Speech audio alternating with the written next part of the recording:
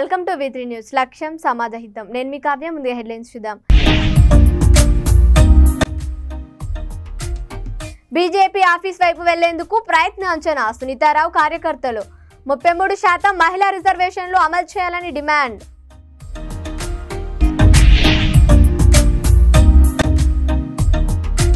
బాధితురాలి వివరాల కోసం పోలీస్ స్టేషన్ కు వెళ్లిన న్యాయవాద దంపతులు. కాంగ్రెస్ ప్రభుత్వంలో అయినా న్యాయవాదులకు రక్షణ కల్పించాలని విజ్ఞప్తి.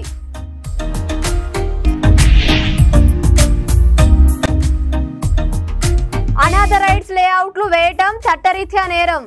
అనాథ రైట్స్ లేఅవుట్లపై ఉక్కుపాదం ఎమ్మెల్యే ప్రత్తిపాటి. ఇక డీటెయిల్స్ లోకి వెళ్తే, గాంధీ భవన్ వద్ద భారీగా పోలీసులు మోహరించారు. మహిళా కాంగ్రెస్ ఆధ్వర్యంలో ధర్నా చేశారు. మహిళా కాంగ్రెస్ ఆధ్వర్యంలో ధర్నా 33% మహిళా రిజర్వేషన్లు అమలు చేయాలని డిమాండ్ చేశారు. గేట్ వద్ద మహిళలను అడ్డుకున్న పోలీసులు. గాంధీ భవన్ గేట్ ఎక్కి బీజేపీ ఆఫీస్ వైపు వెళ్లేందుకు సునీతారావు కార్యకర్తలు ప్రయత్నం చేశారు. మహిళలను అడ్డుకున్న పోలీసులు నారీ న్యాయ హక్కు సాధించే వరకు పోరాటం చేస్తామని తెలిపారు.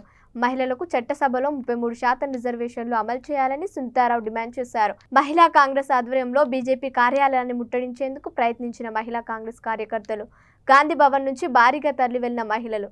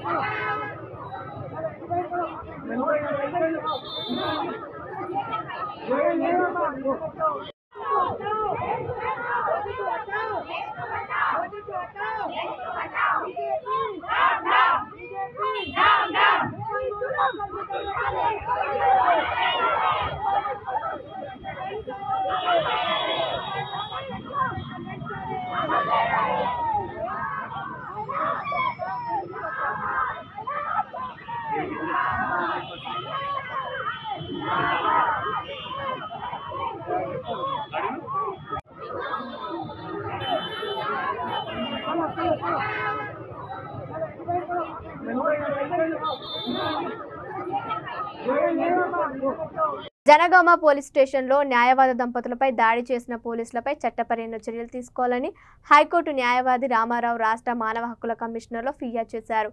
బాధితురాలి వివరాలు తెలుసుకోవడానికి పోలీస్ స్టేషన్కు వెళ్లిన న్యాయవాద దంపతులు అమృతరావు కవితల పట్ల సిఐ రఘుపతి అనుచితంగా ప్రవర్తించారని ఆయన ఫిర్యాదులో పేర్కొన్నారు. న్యాయవాదుల దంపతులను విచక్షణ రహితంగా దాడి చేశారన్నారు. న్యాయవాదుల రక్షణ చట్టాన్ని అమలు చేయాలని కోరారు.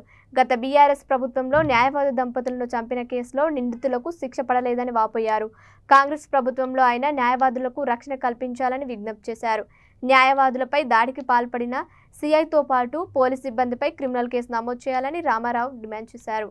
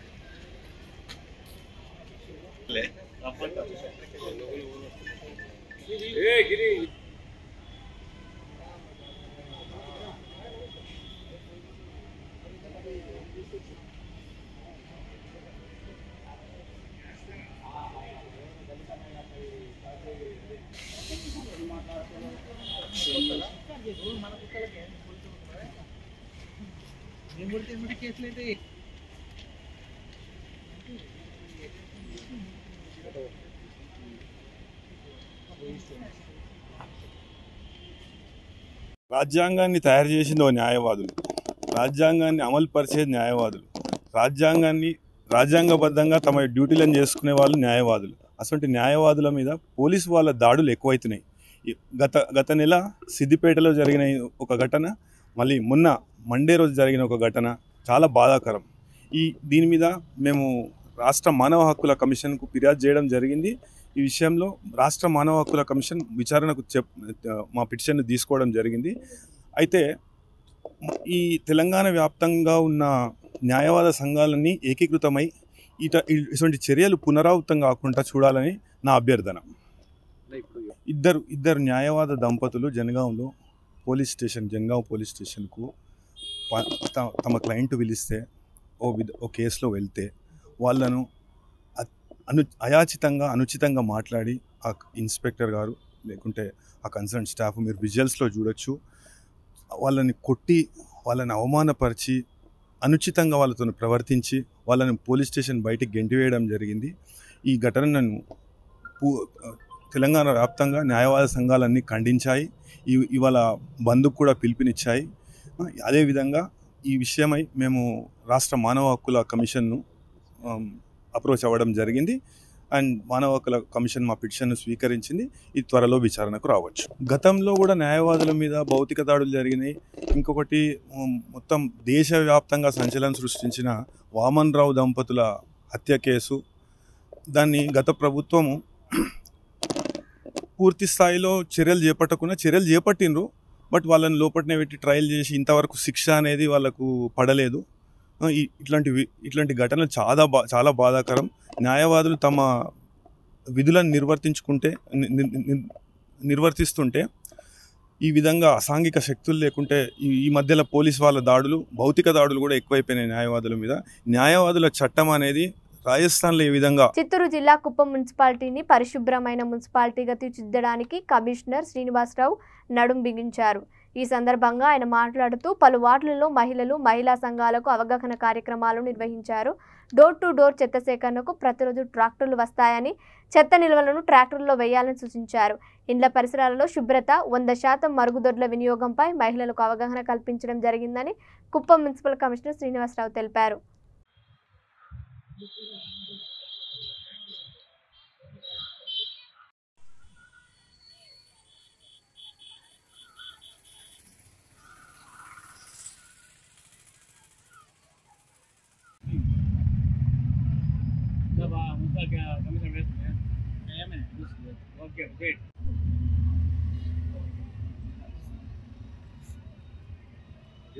వీడియో చేస్తుండదే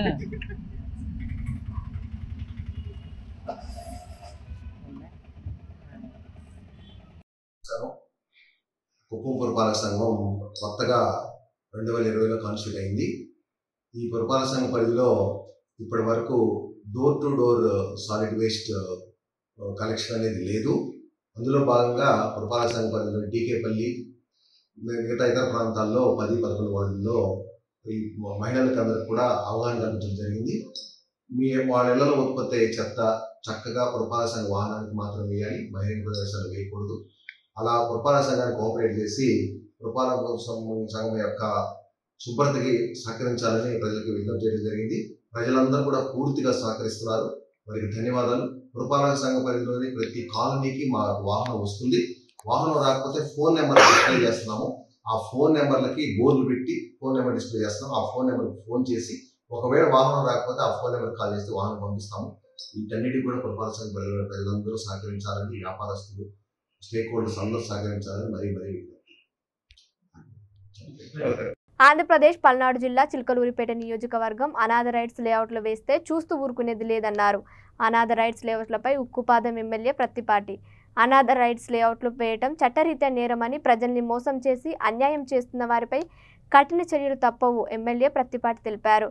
భూదందా చేసేవారిపై, ప్రజల్ని మోసం చేసి అక్రమార్గంలో అనాథ రైట్స్ లేఅవుట్లు అమ్మాలనుకున్న, గతంలో అమ్మిన వారిపై కఠిన చర్యలు, ప్రజల్ని మోసం చేస్తూ మీ ఇష్టానుసారంగా భూదందా చేస్తే ఊరుకునేది లేదని ఎమ్మెల్యే ప్రత్తిపాటి అన్నారు.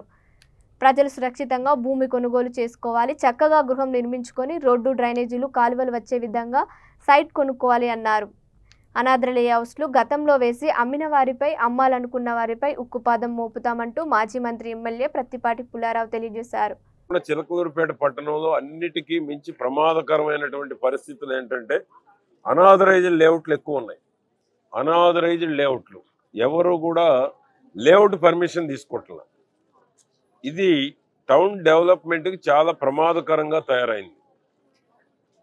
నువ్వు ఎంత లేఅవుట్ వేసుకున్నా మున్సిపల్ కానీ పల్నాడు అర్బన్ డెవలప్మెంట్ అథారిటీతో కనుక పర్మిషన్ తీసుకుంటే పట్టణం అభివృద్ధి చెందేటువంటి అవకాశం ఉంది. జరుగుతున్న పరిణామాలు ఏంటంటే గత పాలకుల యొక్క చేతగాంతనం అనాలన్నా, గత పాలకుల యొక్క అవినీతికి పాల్పడటం అనాలన్నా, గత పాలకుల యొక్క నిర్లక్ష్యం అనాలన్నా, భవిష్యత్తు గురించి ఆలోచించకపోవటం అనాలన్నా, అన్ని అనాథరైజ్డ్ లేఅవుట్లే ఉన్నాయి.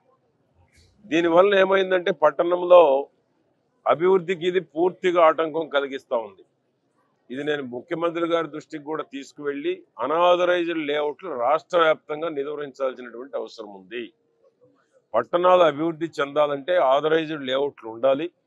దానికి కావాల్సిన రోడ్స్ కానీ, డ్రైన్స్ కానీ, లైట్స్ కానీ, డ్రింకింగ్ వాటర్ ఫెసిలిటీ కానీ, పార్క్ ఫెసిలిటీ కానీ అన్నీ ఉండేటువంటి అనుమతులతో ఉండేటువంటి లేఅవుట్లు ఏ పట్టణానికైనా అభివృద్ధి చెందేటువంటి పట్టణాలకి ఇది అవసరం. ప్రాథమికంగా మౌలికంగా ఇది అవసరం. జగన్మోహన్ రెడ్డి పాలనలో ఇవి కనుమరుగైపోయినాయి. 5 ఏళ్లలో చిలకలూరుపేట పట్టణంలో లేఅవుటే లేదు. చిలకలూరుపేట పట్టణంలో 5 ఏళ్లలో లేఅవుట్ అనేది లేదు.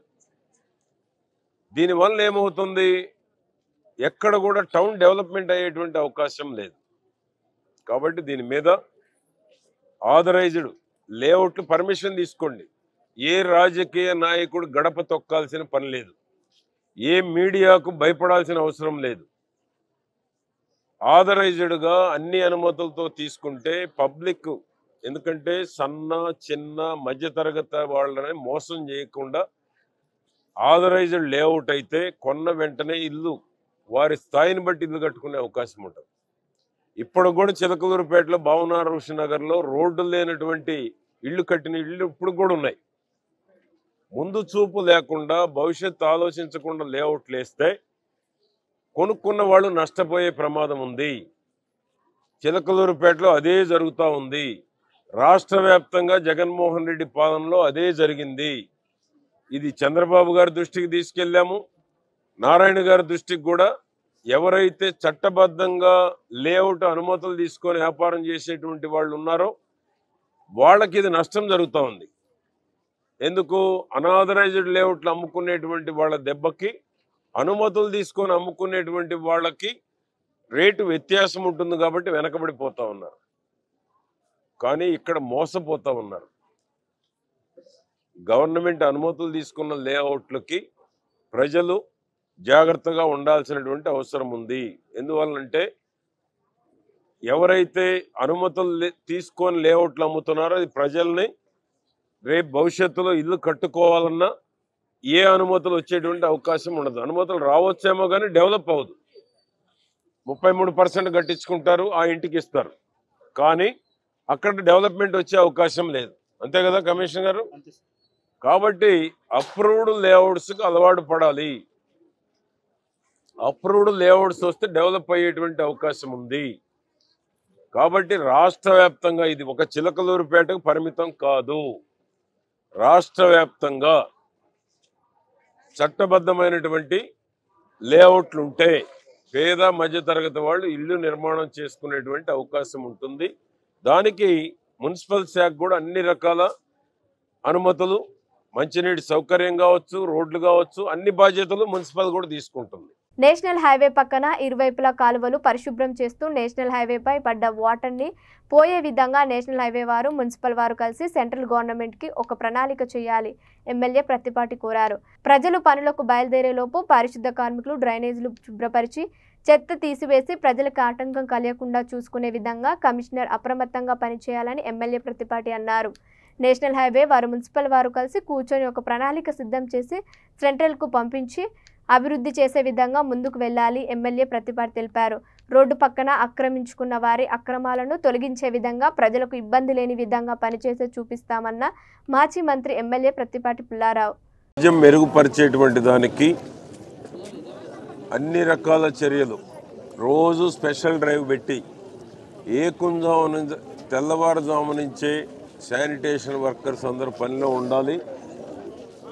పబ్లిక్ రోడ్డు మీదకి వచ్చేటప్పటికి ఎక్కడైతే కూడళ్ళు ఉన్నాయో, ఎక్కడైతే డంప్ వేస్తున్నారో ఈ డంప్ వేసేటువంటి ప్లేసెస్ అన్నీ డంప్తో ఉండకుండా క్లీన్గా ఉండాలి.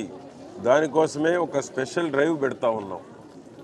ఈ స్పెషల్ డ్రైవ్ ద్వారా పారిశుధ్యం చిలకలూరుపేటలో మెరుగుపరిస్తే ఈ అంటు రోగులు, విష జ్వరాలు బారిన పడకుండా ఉండేటువంటి దానికి అవకాశం ఉంటుంది. కాబట్టి స్పెషల్ డ్రైవ్ పెట్టి సిల్ట్ కానీ, కాలువలు తీయటం కానీ, మెయిన్ డ్రైన్ క్లీన్ చేయటం కానీ, మెయిన్ డ్రైన్ ఫ్లో ఉండేటువంటి విధంగా చర్యలు అన్ని రకాలు తీసుకోవడం జరుగుతూ ఉంది. నిన్న నేషనల్ హైవే వాళ్ళతో కూడా మాట్లాడి నేషనల్ హైవే మున్సిపల్ వాళ్ళు కలిసి చిలకలూరుపేట పరిధిలో, నేషనల్ హైవే పరిధిలో మెయిన్ రోడ్డుకు రెండు పక్కల డ్రైన్స్ అన్నీ తయారు చేసి సెంట్రల్ గవర్నమెంట్ అప్రూవల్ పంపిస్తున్నాం. చిలకలూరుపేట పరిధిలో నేషనల్ హైవేకి ఇరువైపులా పట్టణంలో వచ్చేటువంటి నీరు కానీ, నేషనల్ హైవే మీద వచ్చే నీరు కానీ రెండు కూడా పారుదల ఉండేటువంటి విధంగా. ప్రజలకు ఇప్పుడు అసౌకర్యంగా ఉంది, ఎక్కడికక్కడే స్టాగ్నేట్ అవుతూ ఉంది డ్రైన్ మూమెంట్ లేక. ఈ డ్రైన్ ఉండేటువంటి దానికి చర్యలు తీసుకోవడం జరుగుతూ ఉంది. ఎన్హెచ్ వాళ్ళతో కూడా మాట్లాడాము. ఎస్టిమేషన్స్ తయారు చేసి సెంట్రల్ గవర్నమెంట్ అనుమతితోటి మనం ఏ విధంగా అసాధ్యమైనటువంటి బైపాస్ రోడ్డును తీసుకొచ్చామో టౌన్ పరిధిలో ఉన్నటువంటి మెయిన్ డ్రైన్స్ అన్నీ కూడా పునర్నిర్మాణం చేయబోతున్నాం. ఎందుకంటే పునర్నిర్మాణమే కాదు, కొన్ని అసలు డ్రైన్ నిర్మాణమే జరగల. ఆ డ్రైన్ నిర్మాణం, పునర్నిర్మాణం చేయబోతా ఉన్నాం. టిస్కో గృహాలు ఒక స్మార్ట్ సిటీగా తయారు చేయటమే నా లక్ష్యం, ఎమ్మెల్యే ప్రత్తిపాటి అన్నారు. టిస్కో గృహాలలో అసాంఘిక కార్యక్రమాలు జరిగితే ఊరుకునేది లేదని తెలిపారు. టిస్కో గృహాలు అమ్ముకున్న లేదా అమ్మిన వారి దగ్గర నుంచి డబ్బులు రిటర్న్ చేస్తామన్నారు. ప్రజలకు ఇబ్బంది లేకుండా చేస్తామని తెలిపారు. టిస్కో గృహాలను పరిశుభ్రంగా మిగతా గృహాలు నిర్మిస్తామని, వసతులు కల్పిస్తాం. హాస్పిటల్, స్కూల్, పోలీస్ స్టేషన్ మొదలుగా అవసరాలన్నీ టిస్కో గృహాలలో అన్ని వసతులు కల్పిస్తామని తెలిపారు. టిస్కో గృహాలు అమ్మాలని చూసినా, కొనాలని చూసినా కఠినమైన చర్యలు తీసుకుంటామన్నారు. పేదవాడు జీవించే విధంగా గృహాలను నిర్మిస్తాం. ఒక స్మార్ట్ సిటీలా టిస్కో గృహాలను తయారు చేస్తామని మాజీ మంత్రి వర్గులు ఎమ్మెల్యే ప్రత్తిపాటి పుల్లారావు తెలిపారు. 3 టిడ్కో హౌసెస్ ఎవరు చేరతారో నిరుపేదలు వారికే రైట్స్ ఇవ్వబోతున్నాం. ఒక నెల రోజుల్లో చంద్రబాబు నాయుడు గారు, ముఖ్యమంత్రి గారు, నారాయణ గారు ఒక నిర్ణయం తీసుకోబోతున్నారు. మీకు ఒక పక్క బ్యాంకర్స్ వేధింపులు ఉన్నాయి. ఎందుకంటే గత 5 ఏళ్లలో ప్రభుత్వం ఇచ్చిన హామీని అమలు చేయకపోవటం వలన గృహప్రవేశం చేయకుండానే వాయిదాలు వచ్చినాయి. ఒక పక్కేమో రెంట్లో ఉంటున్నారు, ఒక పక్క వడ్డీలు కడుతున్నారు, మరో పక్కేమో బ్యాంకు మా వాయిదాలు కట్టమని తిరుగుతూ ఉన్నారు. వీటన్నిటి మీద ఒక నెలలో నిర్ణయం తీసుకోబోతూ ఉన్నారు. చంద్రబాబు గారి ప్రభుత్వం ఇది ప్రజాప్రభుత్వం. పల్లెటూరులో 3 సెంట్లు, పట్టణాల్లో 2 సెంట్లు, ఇంటికి 4 లక్షలు కట్టుకునేటువంటి వాళ్ళకి ఫెసిలిటీ ఇవ్వబోతూ ఉంది. అదేవిధంగా ఈ టిడ్కో ఇళ్లల్లో 5,500 ఫౌండేషన్ వేసింది 2,000 కదా, 1000 ఫస్ట్ 4,512. ఈ 6,512 ఇళ్ళు సుమారు 25,000 మంది ఇక్కడ నివసించేటువంటి దానికి అన్ని రకాల సౌకర్యాలు కల్పించబోతున్నాం. పోలీస్ పోస్ట్ పెట్టించాం రాగానే. ఇక్కడ ఇల్లీగల్ యాక్టివిటీస్ అన్నీ కంట్రోల్ చేస్తున్నారు పోలీస్ డిపార్ట్మెంట్. బస్ ఫెసిలిటీ చేయబోతున్నాం. ఇక్కడే రాబోయే రోజుల్లో స్కూలు, హాస్పిటలు, స్టోర్సు అన్ని ఫెసిలిటీస్ ఇవ్వబోతున్నాం. ఫోన్ ఫెసిలిటీ ఇవ్వబోతున్నాం. ఒక నెల రోజుల్లో 50,000 కట్టిన వాళ్ళు ఏంటి, 1,00,000 కట్టిన వాళ్ళు ఏంటి, అదేవిధంగా ఈ బ్యాంకర్స్ ఒత్తిళ్ళు ఏ విధంగా గవర్నమెంట్ ఒక డైరెక్షన్ ఇవ్వబోతూ ఉంది. పేదవాడికి భారం కాకుండా ఉండే నిర్ణయం ఒక నెల రోజుల్లో తీసుకుంటారు. ఎవరు ఆందోళన పడాల్సిన అవసరం లేదు. ఎవరైతే తాళాలు తీసుకొని దగ్గర పెట్టుకున్నారో చేరకుండా అవన్నీ క్యాన్సిల్ చేస్తాం. చేరటమా, తాళాలు హ్యాండ్ ఓవర్ చేయటమా డిపార్ట్మెంట్కి. ఎవరు చేరితే వాళ్ళకి, రెడీమేడ్గా చేరేటువంటి వాళ్ళకి రైట్స్ ఇవ్వబోతున్నాం. ఇది నిరుపేదల కోసం చంద్రబాబు నాయుడు గారి కళ. ఇది పట్టణాల్లో నివాసయోగ్యం లేనటువంటి వాళ్ళందరికీ షేర్ వాల్ టెక్నాలజీ 5 ఏళ్ళు గత పాలకులు నిర్లక్ష్యం చేసిన చూడండి. ఒక్కటెక్కడైనా చిన్న లీకులు కూడా లేవు, చిన్న క్రాకు లేదు, లీకులు లేవు. అది చంద్రబాబు గారి యొక్క గొప్పతనం. కాబట్టి పేదవాడి సొంత ఇంటి కల సాకారం చేసేటువంటి పథకం ఇది. దీంట్లో నిరుపేదలే ఉండాలి తప్ప డబ్బులు ఉన్నోళ్ళు, 2 ఇళ్ళు 3 ఇళ్ళు ఉన్నోళ్ళు అద్దెకి ఇవ్వటానికో ఇది ఇవ్వలేదు. చంద్రబాబు నాయుడు గారు పేదవాళ్ళ కోసం నిర్మాణం చేసినటువంటి టిడ్కో హౌసెస్, దాని యొక్క కళ పేదవాడికి సాకారం చేయబోతున్నాం. దీంట్లో ఎవరు ఇంట్లో ఉంటారో వారికే ఇల్లు ఉంటుంది. ఎవరు భయపడాల్సిన పని లేదు, ఆందోళన పడాల్సిన పని లేదు. ఓకే, బులెటిన్ ముగించే ముందు హెడ్లైన్స్ మరోసారి.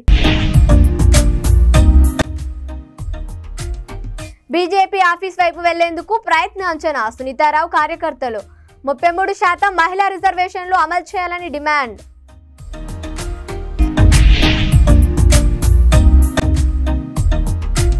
బాధితురాలి వివరాల కోసం పోలీస్ స్టేషన్ కు వెళ్లిన న్యాయవాద దంపతులు, కాంగ్రెస్ ప్రభుత్వంలో అయినా న్యాయవాదులకు రక్షణ కల్పించాలని విజ్ఞప్తి.